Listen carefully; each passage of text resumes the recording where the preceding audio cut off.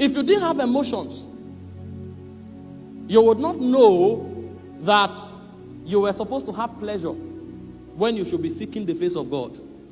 And so the reason you are watching a match and you forgot church is because you had emotion in the first place. So you could fraternize. You could support a club, and in supporting that club, you forgot Jesus. And so Arsenal became your God. The reason Tottenham Hotspur can become your God is because you had emotion. If your emotions were paralyzed, soccer won't make meaning. It won't make sense. The reason you think so much about your resources and your car becomes the basis for your pride. You drive a Mercedes Maybach, and so when you come down, you feel important because of the car you drove. If you didn't have the technical know-how to make money, you wouldn't even be talking about car. And most importantly, you are here because your lungs, your liver, your kidney received the commandment to function. Before you were born, there was a commandment. Even when you were in your mother's womb, there was a commandment that bones should be formed, organs should be formed. So you are enjoying the influence and the operations of those organs. That's why you feel you should live for yourself. And you have forgotten that the one that installed all of these things into you, when he created you, he placed you here to represent a constituency. Because, like I told them in the workers' meeting, before the earth was created, there were other aeons. There were other civilizations. There were other realms. God was called creator, not when he started with earth. The Bible said in the beginning, God created heaven. So he was creator many aeons before it became necessary to create earth. And before men were created, God had created many other ranking entities. Princes in Zion. Some of them have statues of rulers. Even when they fell, they were still recognized as rulers of darkness. Because of the level of scepter they were wielding in the realm of God. They were created princes. So even in the state of their fall, if you make a mistake of undermining them, you'll be in trouble. They are called the rulers of the darkness of this world. Now, all of this happened before man came. And even in the realm of God, there are some that were not given designation. They were called elders. So they have become so old. And only God knows what reference was used to judge their age. Because they are living in a realm where time does not exist.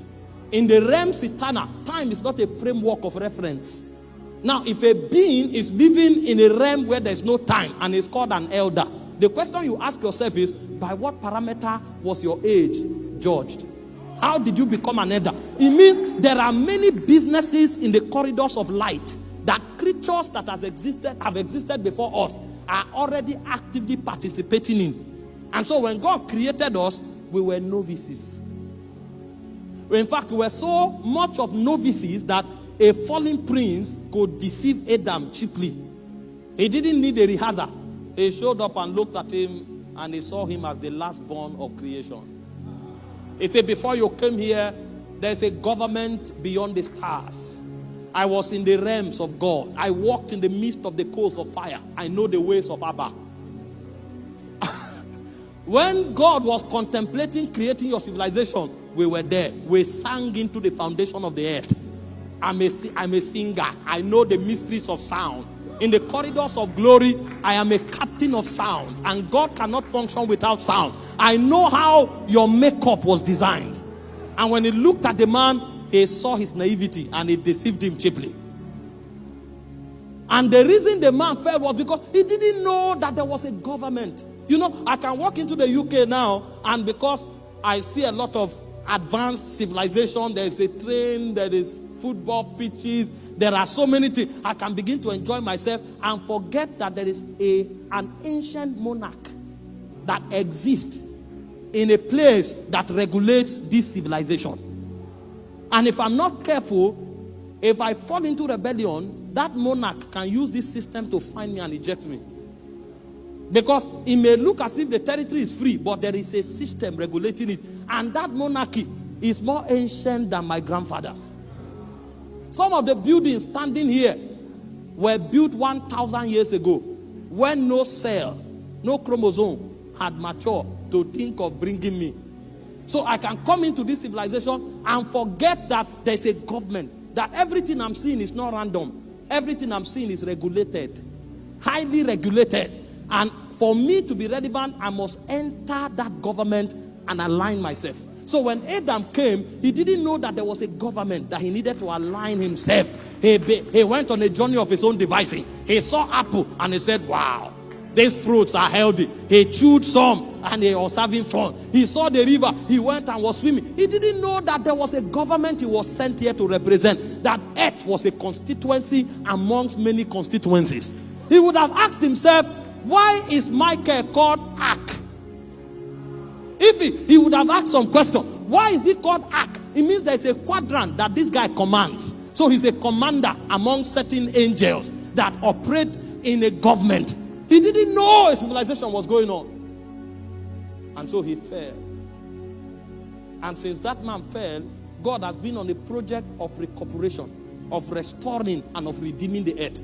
Because his constituency is about to be cut off. A county is about to be cut off.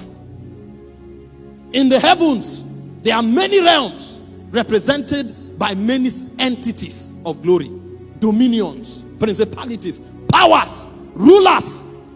This is one of our dominion. He came here and he began to live for pleasure. He's about to be cut off. And so from the day the man fell, the whole idea of legislation in Zion was an attempt to redeem him. And so Jesus showed up and he knew what he was going to do to restore humankind back to their place. Not in having fun, but in representing God. As constituency agents that represents an aeon. But when he looked into the spirit, a lamentation came out of his spirit. He said, the harvest is truly, truly plenteous. He said, the laborers are few. And he now said, pray ye the Lord of the harvest, that he might send laborers into his harvest. And so the reason some of us became aware of serving God is not because we are smart. We came by prayer. We came by the priesthood of patriarchs. We came by the priesthood of the Christ himself. We came by prayer. We didn't come because we are wise. And so when a conference like this is put together, because we have realized that God has an agenda and we are representing that agenda, we know we need to pray for more to come. And so all of you seated here, number one, this conference is going to awaken you to the fact that you are not living here for fun. You are living here as a representative of the government of God. God wants to colonize the earth, and you are the agent that he is sending. You came by prayer. And if you fail in your duty as a custodian and an ambassador of heaven, United Kingdom will plunge into darkness. Even though there will be a lot of intelligent technological development in the realm where it matters, there will be disconnection. Because when time is accomplished and the nations are judged, some nations will be cut off. And the reason those nations will be cut off is because they didn't have representatives to stand in the gap in priesthood for God's influence to find expression. Have you looked at the landscape in recent time? People are fighting for what the Bible condemns. And they are passing laws and legislations to enforce what the Bible calls an abomination. The reason people can sit in government to pass those laws in the first place is because there's a depletion in priesthood.